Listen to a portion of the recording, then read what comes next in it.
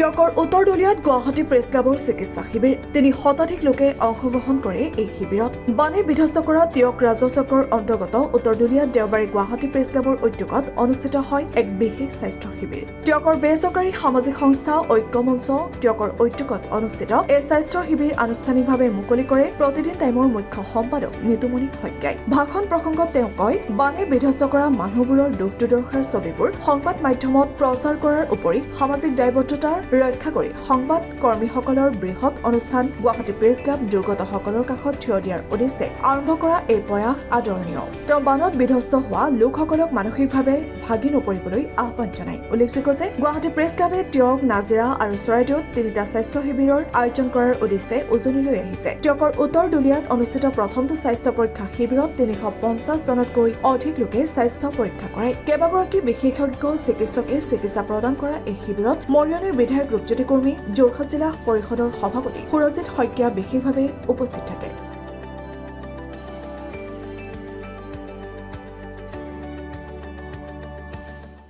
Guwahati press ক্লাবৰ এটা আদৰণীয় পদক্ষেপ। আজি বানপীড়িত লোকসকলে যি এটা ডাঙৰ বিশেষজ্ঞ চিকিৎসকসকলক আনি ইয়াত চিকিৎসা শিবিৰ আয়োজন কৰি এটা মানৱ সেৱাৰ পৰিচয় দাঙি ধৰিলে। গুৱাহাটী প্ৰেছ ক্লাবৰ সাংবাদিক বন্ধুসকলক ধন্যবাদ জনাইছোঁ। আমি জানিব পাৰিছোঁ কেইটা চিকিৎসালয়, বিভিন্ন অনুষ্ঠান প্ৰতিষ্ঠান আৰু চিকিৎসকসকলেও ইয়াত অংশগ্ৰহণ কৰিলে।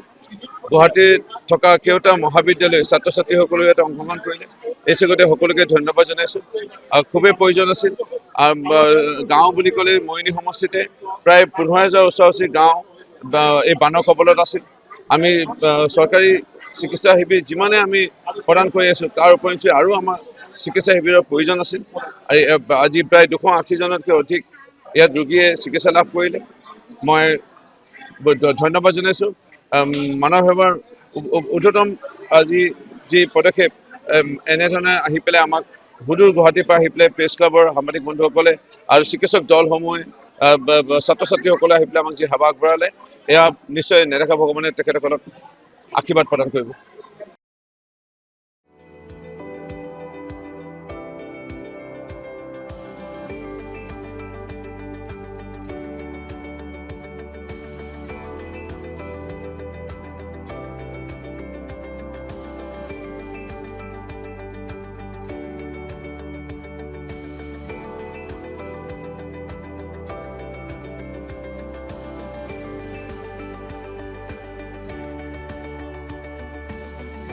Bureau report, trend today 9।